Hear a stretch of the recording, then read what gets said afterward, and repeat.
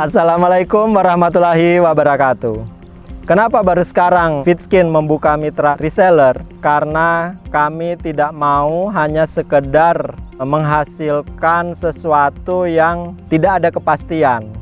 Untuk itu kami membuktikan dulu apakah benar Fitskin ini terbukti bisa mengatasi persoalan wajah, bisa diterima oleh pasar. Dan alhamdulillah setelah sekian waktu perjalanan yang cukup panjang, sudah terbukti penjualannya yang kami lakukan selama ini sangat banyak, bahkan testimoninya juga sangat bagus. Setelah melihat semua testimoni dan repeat order yang sangat besar, akhirnya kami memberanikan diri untuk membuka mitra Fitskin Indonesia agar teman-teman saat bergabung untuk tumbuh bersama, untuk sukses bersama, mencapai impian, membahagiakan orang-orang tercinta, tidak lagi mengalami kesulitan yang sangat berat seperti yang kami alami. Karena produk Fitskin, alhamdulillah sudah terbukti. Untuk bergabung menjadi mitra Fitskin Indonesia, silakan cek link yang ada di deskripsi. Wassalamualaikum warahmatullahi wabarakatuh.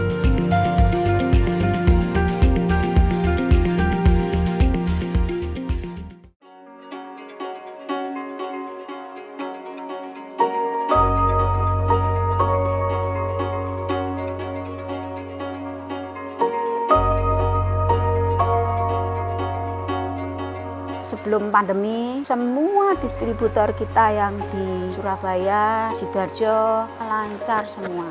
Semua habis, hampir setiap tahun itu kayak kekurangan.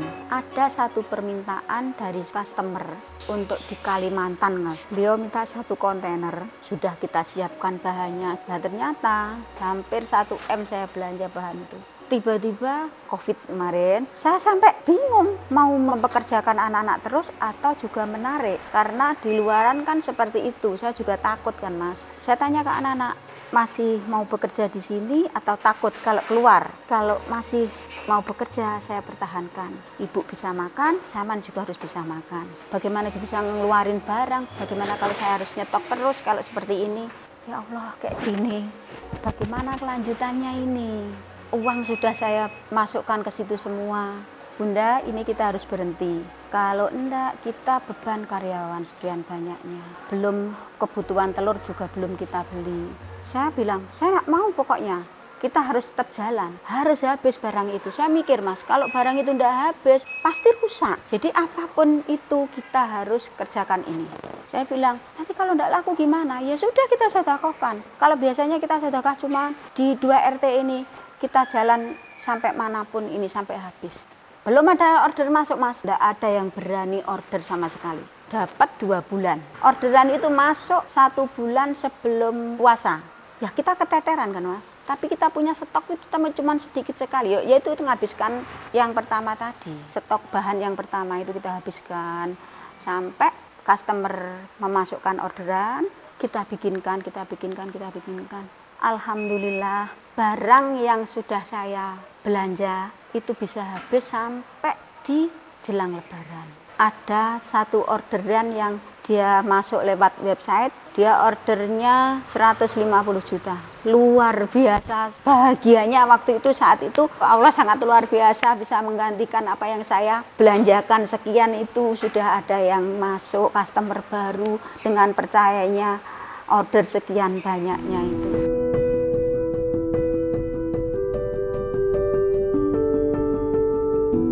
Jadi setelah lebaran 2020, bahan kita sudah habis, saya itu nekat untuk bikin kue murahan. Kue itu saya jual 2.000, kosnya aja enggak menutup 2.000. Saya cuma mikir gini, ya sudah, saat ini waktunya kamu belajar. Belajar bagaimana ketika kita punya order banyak. Tak niati, ini untuk sampean sekolah, saya bilang gitu. Kita jual kue itu tiap hari 2.000 pieces. Kita jual ke pasar subuh. Di pasar subuh ya karena roti murah Mas ya. Berangkat jam 4, pertama kali itu setengah 6. Habis hari kedua, ketiga dan seterusnya jam 9, rata-rata jam 9 kayak gitu. Habis setiap hari 2.000. Tapi ya itu, 2.000 itu cukup untuk bayar anak-anak. Pokoknya saya tidak mikir apapun itu. Jangan mikir tabungan dari ini, karena ini sudah saya niatkan untuk belajar anak-anak. Jadi cukup untuk anak-anak dan beli bahan. Kita belajar, misalkan nanti kita punya order banyak, kita nggak kaget. Jadi 2000 pieces itu bagi kita waktu itu banyak, Mas. Bikin roll abon kayak itu setelah agak lama menurun, cuman kita bisa jual 500 pieces. Kan enggak bisa buat bayar anak-anak. Anak-anak saya suruh berhenti. Sudah, sekarang kita belajarnya sudah cukup. Jadi saya dalam berapa bulan itu ya untuk gaji anak-anak sebagian ya keluar tabungan sendiri. Di Lebaran 2021 itu kita juga masih takut. Bikin kue itu takut, tetap wait and see. Customer kita itu juga nggak berani untuk langsung order di depan itu karena juga masih melihat kondisi bagaimana nanti ke depan Lebaran itu. Ternyata alhamdulillah tempo hari itu orderan itu lumayan, semua masuk itu hampir bisa ini, walaupun nggak bisa nututi seperti keinginan kita masih jalan gitu loh, Mas, dan masih tetap dapat margin dari situ. Dan jadi kita itu yang waktu pandemi ndak yang terpuruk banget gitu ya kan, kayak yang paling susah kan memang UKM tuh tempo hari itu. Lebaran tempo hari itu sampai kue saya itu masuk puasa kurang berapa hari itu ndak ada. Orang cari ke sini tuh ndak ada kue sama sekali, sampai ndak ada stok. Mau ndak mau orang Jawa, orang Indonesia, Lebaran itu kan sakral. Iya atau enggak pasti mereka pengen kue di atas meja, jadi mereka tetap beli. Saya itu berpikirannya ke situ.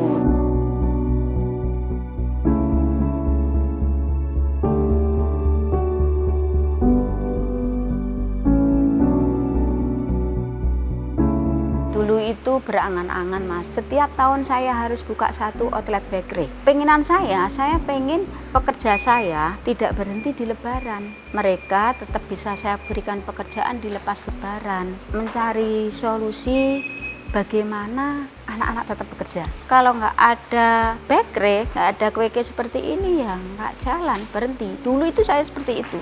Jadi setelah Lebaran saya itu ya ras berapa bulan gitu, Mas. Roti sisir itu saya itu pengen makan roti sisir.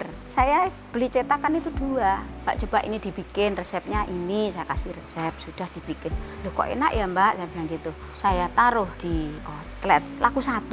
Kita bawa pulang aja, sudah 4 hari kan Mas. Pak Sul kan nanya, apa sih kok bikin? Apa sih betul kok sampai nggak payu gitu. Coba lihat tak foto nih. Dia itu nggak pernah Mas pakai status jualan di WA itu. Karena selama ini kan cookies sudah ada, distributor kita itu sudah punya reseller kan. Jadi kita alangkah baiknya kita nggak usah ikut jualan, kita produksi saja gitu. Terus Pak Sul ini gitu posting Mas, ada yang nanya, cetakan saya aja cuma 4 ya Mas. Saya bilang hari ini kuota sisir 50. Saya bilang gitu, saya bohong.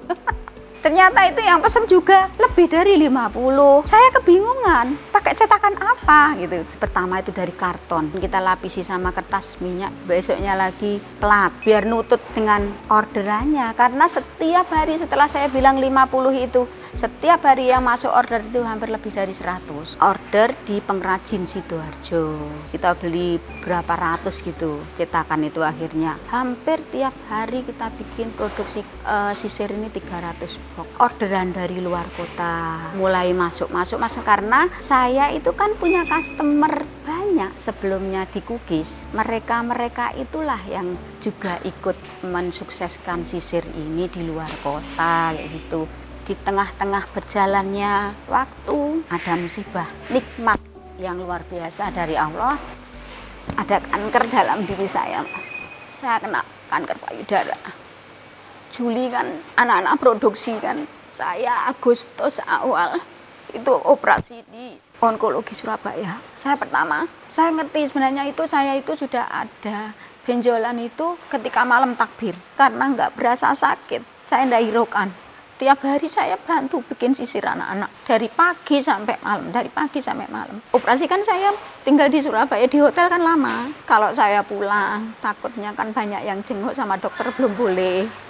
Akhirnya saya memutuskan tinggal di hotel sana hampir 2 minggu. Subhanallah, waktu saya di Surabaya, anak-anak itu orderannya luar biasa Mas. Sampai pernah ada orderan itu 600 box. Saya sampai, ya Allah, kita itu tidak punya marketing. Kalau 1 tambah 1 harusnya 2, kalau marketingnya Allah kan beda. Jadi saat ini saya masih proses kemo di Surabaya. Yaitu ya alhamdulillahnya nikmat itu yang saya sebenarnya kaget pertama. Dengan operasi saya yang biayanya luar biasa. Allah sudah menyediakannya dalam waktu yang sangat singkat sekali. Begitu saya berangkat, saya dibiayai operasi oleh roti sisir ini, Mas. Saya tidak boleh mengeluh, saya harus sabar. Dengan proses kemo yang seperti ini, saya lemes sampai 10 hari, nggak bisa makan, saya harus tahan karena Allah sudah memberi nikmat sekaligus solusinya yang seperti ini. Kita ambil hikmahnya ada di semua ini. Ya, mudah-mudahan ke depan saya bisa sehat kembali, saya tetap bisa mendampingi suami, anak-anak, dan semua karyawan saya dan berguna untuk semua orang.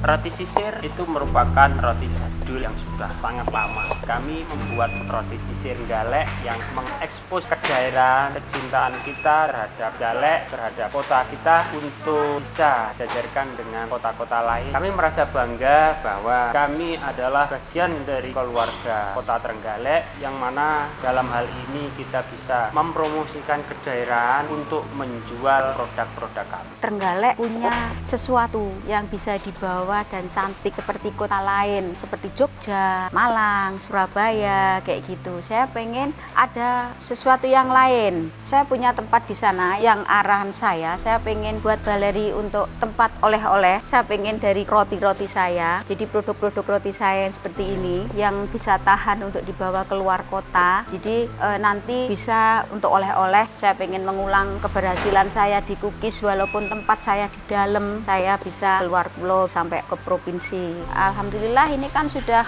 banyak reseller-reseller kita di luar kota kayak gitu loh, Mas. Jadi ini sudah lumayan dikenal saat ini. Jadi kita rubah roti sisir kita ini semua kita bikin sedikit premium. Dari cairan semua susu cair sama kentang fresh. Susu bubuknya juga kita ambil juga yang import, yang premium juga. Untuk butternya dia juga pakai yang butter import juga. Memang benar-benar saya siapkan untuk produk yang premium ini, Mas. Insya Allah mungkin kata teman-teman yang sudah merasakan sisir ini itu terbukti dengan repeat order yang setiap hari semakin banyak karena ada kentangnya, jadi dia lumer, dia bisa tahan beberapa hari tetap dalam kondisi yang moist. Kalau ke karyawan itu mereka saya anggap anak dekat sekali saya itu, Mas. Saya itu bukan bos bagi mereka, tapi saya lebih melayani mereka kalau saya seperti itu. Jadi makanya saya tidak pernah gonta-ganti karyawan. Karyawan saya yang cookies itu kan kalau dulu kan cuma 5 bulan mereka saya rumahkan. Ini kan juga ada sebagian yang seperti itu, Mas. Sebagian ada yang saya rumahkan karena untuk menggaji mereka yang banyak kan ya enggak mungkin, saya pekerjaannya juga enggak terlalu banyak. Kalau kayak di cookies kan bisa sampai anak 50-an. Kalau hari-hari gini kan dengan anak segitu kan enggak mungkin, Mas kita. Tapi dari sekian tahun itu mereka nanti kalau mau produksi mereka semua ke sini. Saya ngikuti mereka, bukan mereka yang harus ngikuti saya. Kalau saya prinsip saya itu, anak sekarang itu kita ibaratkan kita saja. Kalau terlalu disuruh-suruh itu enggak mau. Mereka diarahkan, dicontoni. Jadi kalau saya pengen nyuruh anak bersih-bersih, saya yang jalan bersih-bersih, mereka ngikuti kayak gitu. Saya contoni. Saya itu masih nggak enak sendiri kalau ada karyawan saya yang keluar, kenapa, ada apa dengan ibu, itu saya tanya sampai ini. Ada satu karyawan saya yang ikut saya itu hampir 10 tahun. Dia saya mulai sekolah. Dia itu praktek di sini, selesai praktek, kamu di sini ya. Saya bilang, sampean bekerja separuh hari. Sampai tahun kemarin, Mbak, saya sudah ya, mau berhenti dulu, saya tak nyoba bikin-bikin. Kan memang saya ajari, dari tidak bisa sama sekali sampai sekarang bisa saya carikan jalan bagaimana jual di pasar, harus seperti apa, harus seperti. Dan saya tidak ngerasa si Mbak ini bikin kue persis seperti saya enggak. Saya lebih senang seperti itu, Mas. Saya bangga saya bisa memberikan sesuatu untuk dia bekal masa depannya. Dulu saya bilang, Mbak, cuman bangun pagi ke pasar, temani mas-mas yang jual roti murah itu loh, Mas. Nanti habis lebaran, kan dia sudah ngomong, nanti habis lebaran Saman sudah bisa tahu pasar itu seperti apa. Dia ikut, Mas. Sekarang yang masukin pasar itu ya ini anak saya ini. Jadi saya sering kasih masukan kan, yang beli kan saya kenal. Mbak, ini yang punyanya Mbak Anu kurang, packingnya kurang gini-gini. Ya saya bilangi Mas, pokoknya untuk kebaikan dia. Alhamdulillah dia seneng, nyaman, juga sering-sering jenguk saya. Nutrisi batin yang tidak bisa diganti dengan apapun.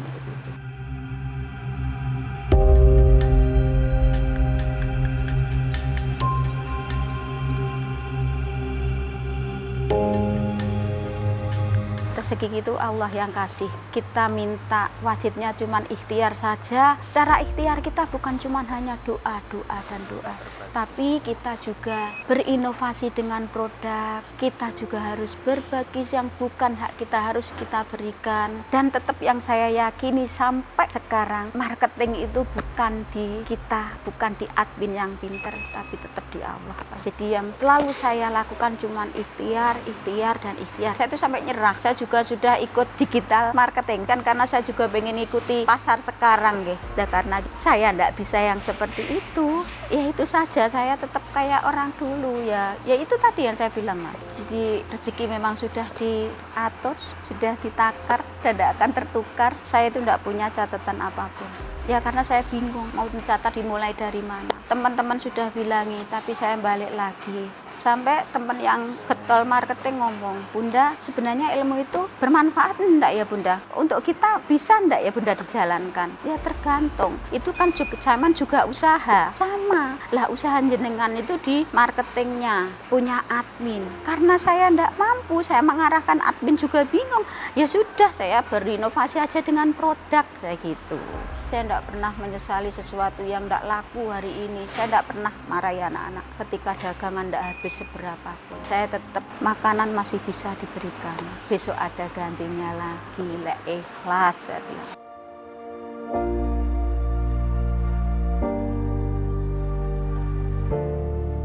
Produk kami itu selain mempromosikan daerah Galek untuk bisa dikenal kota-kota lain, kami juga memberikan ikon-ikon Galek agar orang mengenal. Pertama, Trenggalek punya Turonggo Yakso, seni jaranan yang sangat terkenal di Trenggalek. Ada produk duren, berbagai macam pantai dengan ombaknya yang begitu indah. Ada prototipe Candi Brawijaya dan juga ada bangunan pasar fenomenal, Pasar Pon Trenggalek, dan di sini kami menitip ikon Trenggalek yaitu roti sisir Galek. Saya Muhammad Sulkan dan istri saya Sri Wulandari, kami dari founder Family Cookies Trenggalek, Jawa Timur, mengucapkan terima kasih. Wassalamualaikum warahmatullahi wabarakatuh.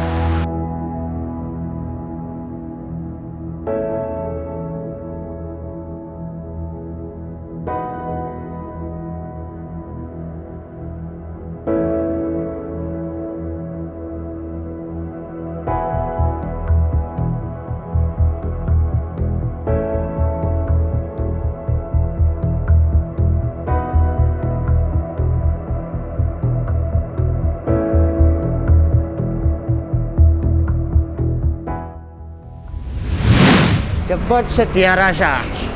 Bener Kong? Busa ini khas ikan kutuk, ikan patin, ono ikan patin bareng. Yeah. Ini original. Jos pokoknya jos. Sabar menanti. Judulnya Sabar Menanti. Kulo heran apa kok dinamakan botok Sabar Menanti ini, kenapa Bu? Suasana baru, menu baru, iki ono cumi. Merancang rumah kos yang memanusiakan mahasiswa. Waktu itu tahun 2016 masuk sebagai finalis World Architecture Festival di Berlin, menjadi finalis ya, yang itu juga membawa nama Indonesia. Sehingga dari situlah kami merasa percaya diri bahwa ketika kita berani berdiri di kaki kita sendiri, maka orang akan menghargai kita.